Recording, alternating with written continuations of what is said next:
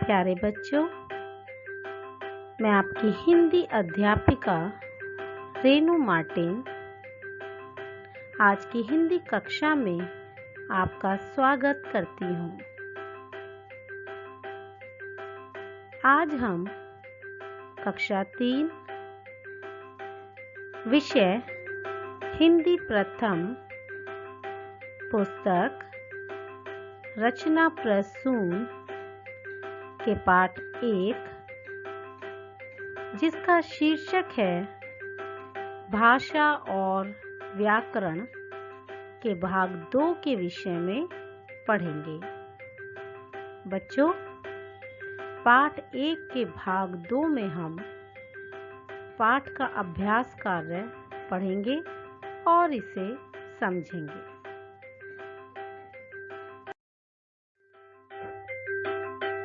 हमारे पाठ का नाम है भाषा और व्याकरण।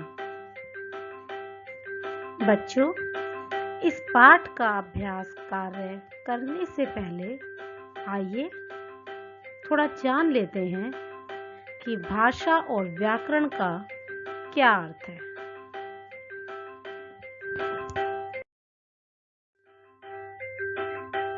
प्यारे बच्चों, इस पाठ के माध्यम से हमने जाना कि भाषा वह साधन है जिसके द्वारा मनुष्य बोलकर या लिखकर अपने मन के विचारों को प्रकट कर सकता है तथा दूसरे व्यक्ति के विचारों को समझ सकता है।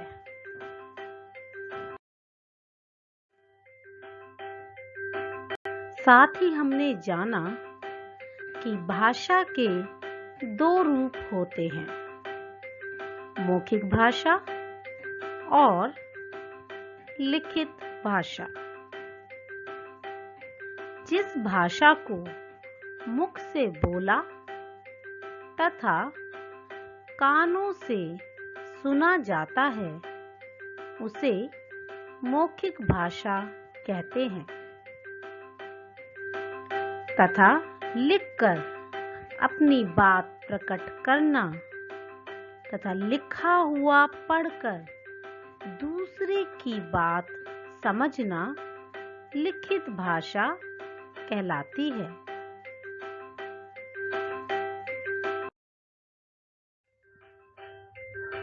बच्चों, भाषा के साथ साथ हमने इस पाठ में व्याकरण के विषय में भी पढ़ा। हमने पढ़ा कि व्याकरण वह शास्त्र है जिसके द्वारा हम किसी भी भाषा के शुद्ध रूप का पूर्ण ज्ञान प्राप्त कर सकते हैं। व्याकरण हमें भाषा को शुद्ध रूप से बोलना तथा लिखना सिखाता है। इसका अर्थ है कि व्याकरण के द्वारा हम किसी भी भाषा को शुद्ध रूप में बोलना और लिखना सीखते हैं। व्याकरण के 3 अंग हैं। पहला वर्ण, दूसरा शब्द, तीसरा वाक्य।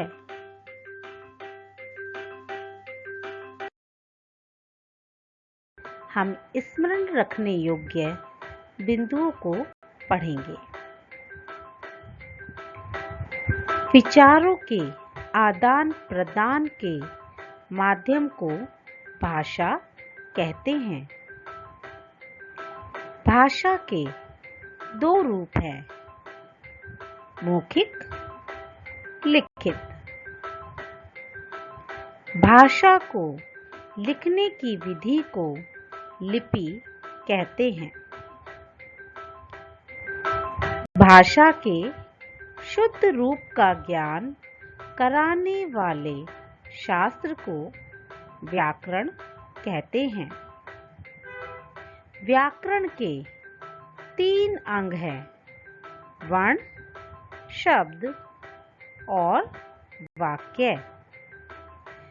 हिंदी को 14 सितंबर सन 1949 को राजभाषा घोषित किया गया।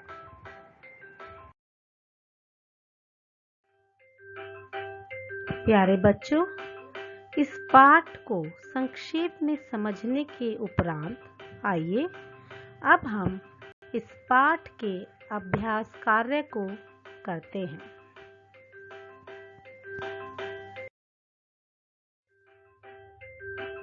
इस पाठ का हमारा पहला अभ्यास कार्य है निम्नलिखित प्रश्नों के उत्तर दीजिए। मौखिक अभिव्यक्ति। पहला प्रश्न है, मौखिक भाषा के 2 उदाहरण बताइए। और इसका उत्तर है, मौखिक भाषा के 2 उदाहरण हैं बातचीत करना और गाना सुनना। हमारा दूसरा प्रश्न है, लिखित भाषा के 2 उदाहरण बताइए। और इसका उत्तर है, ईमेल लिखना, पत्र लिखना।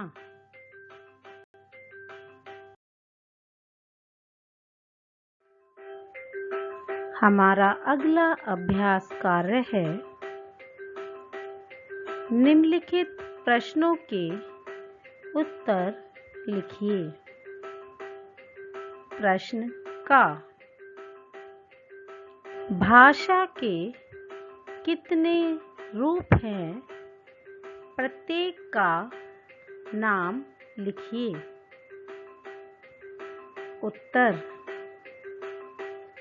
भाषा के 2 रूप हैं।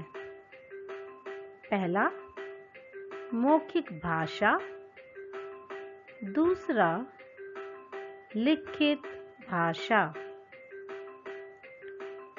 प्रश्न का, मौखिक भाषा किसे कहते हैं? उत्तर, हम जो कुछ बोलते या सुनते हैं उसे मौखिक भाषा कहते हैं। बच्चों, जो भी हम बोलते हैं या हम सुनते हैं उसे हम भाषा का मौखिक रूप कहते हैं।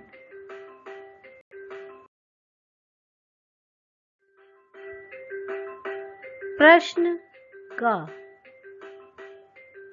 लिपि क्या है? उत्तर, किसी भी भाषा को लिखने की विधि उसकी लिपि कहलाती है। इसका अर्थ है, किसी भी भाषा को हम किस प्रकार से लिखते हैं वह उसकी लिपि कहलाती है।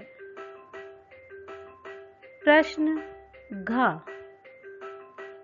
शब्द किसे कहते हैं?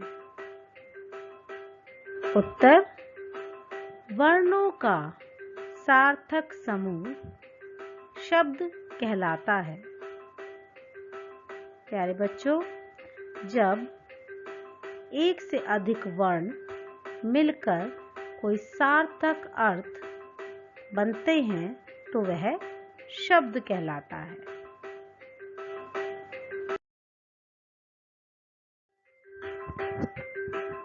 हमारा अगला अभ्यास कार्य है, सही शब्द चुनकर रिक्त स्थान भरिए। बच्चों, यहाँ एक बॉक्स में कुछ शब्द दिए गए हैं। आपको सही शब्द को चुनना है और उसे नीचे लिखे हुए रिक्त स्थानों में भरना है। पहला रिक्त स्थान है नानी का कहानी सुनाना भाषा का रिक्त स्थान रूप है। इसका सही उत्तर है मौखिक। नानी का कहानी सुनाना भाषा का मौखिक रूप है। दूसरा रिक्त स्थान है हिंदी व संस्कृत की लिपि रिक्त स्थान है। इसका सही उत्तर है देवनागरी। हिंदी व संस्कृत की लिपि देवनागरी है। अगला रिक्त स्थान है रिक्त स्थान भाषा की सबसे छोटी इकाई है। इसका सही उत्तर है वर्ण। वर्ण भाषा की सबसे छोटी इकाई है। अगला रिक्त स्थान है रिक्त स्थान हमारी राष्ट्रभाषा और राजभाषा है। इसका सही उत्तर है हिंदी। हिंदी हमारी राष्ट्रभाषा और राजभाषा है।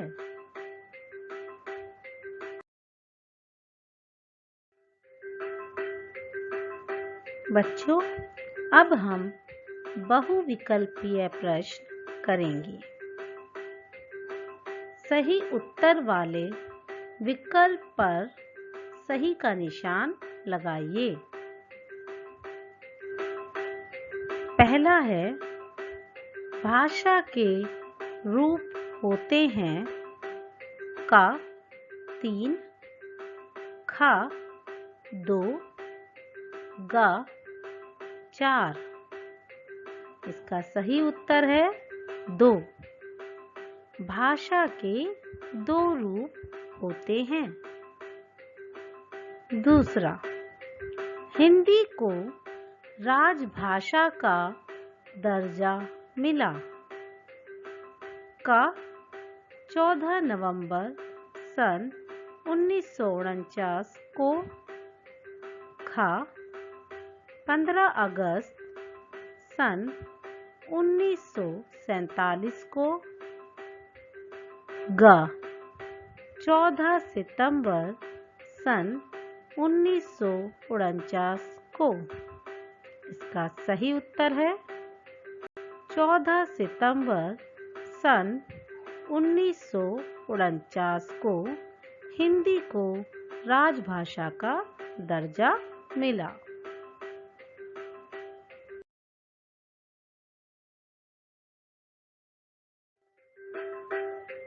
तीसरा प्रश्न है भारत की राष्ट्रभाषा है का अंग्रेजी, खा हिंदी, गा संस्कृत।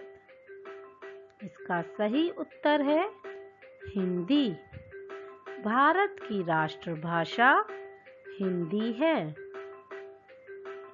चौथा प्रश्न है व्याकरण के अंग हैं का कविता, शब्द, भाषा, खा वर्ण, शब्द, वाक्य, गा किताब, चित्र, फिल्म। इसका सही उत्तर है वर्ण, शब्द, वाक्य। व्याकरण के अंग वर्ण, शब्द, वाक्य हैं।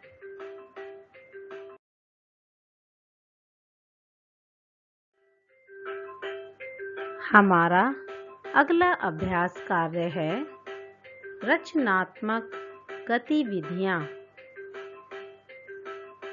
इसमें नीचे भाषाएं तथा लिपियां मिला दी गई हैं। आप उन्हें पहचानकर उनकी सही स्थान पर लिखिए। इस अभ्यास कार्य में नीचे लिखी हुई भाषाएं और लिपियों को छांटकर उनके सही स्थान पर लिखना है।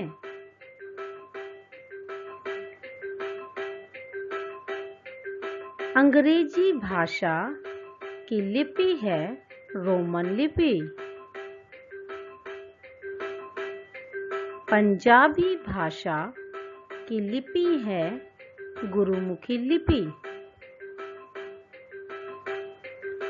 उर्दू भाषा की लिपि है फारसी लिपि।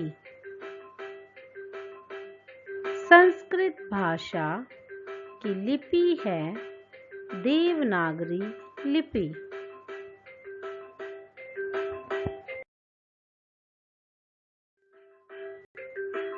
नीचे दिए गए वाक्यों को ध्यानपूर्वक पढ़कर सही वाक्य के सामने सही और गलत वाक्य के सामने गलत का निशान लगाइए। का माँ, मैं खेलने जा रहा हूँ। यह सही वाक्य है, अतः इसके सामने सही का निशान लगाएंगे। खा, मैदान क्रिकेट खेलकर आया मैं हूँ। यह वाक्य गलत है, अतः इसके सामने गलत का निशान लगाएंगे। ग, तुम क्या कर रहे हो? यह वाक्य सही है, अतः इसके सामने सही का निशान लगाएंगे। घ, मेरी कार सो रही है। यह वाक्य गलत है, अतः इसके सामने गलत का निशान लगाएंगे। अणा, टेलीफोन की घंटी बरस रही है। यह वाक्य भी गलत है, अतः इसके सामने गलत का निशान लगाएंगे।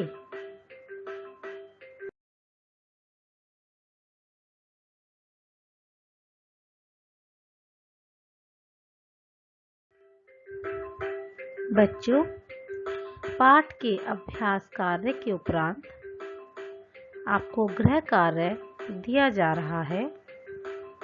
विद्यार्थी पाठ को दोबारा पढ़ेंगे व पाठ को समझेंगे।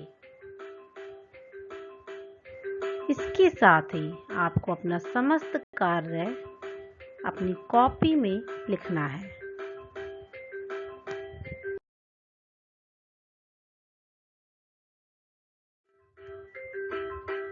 प्यारे बच्चों, आज की इस वीडियो में हमने पाठ 1 के अभ्यास कार्य को समझा।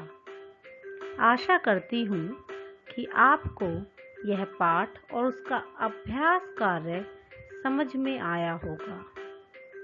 आप इस वीडियो को दोबारा देखें और अभ्यास कार्य को और अधिक सही से समझने का प्रयास करें। धन्यवाद।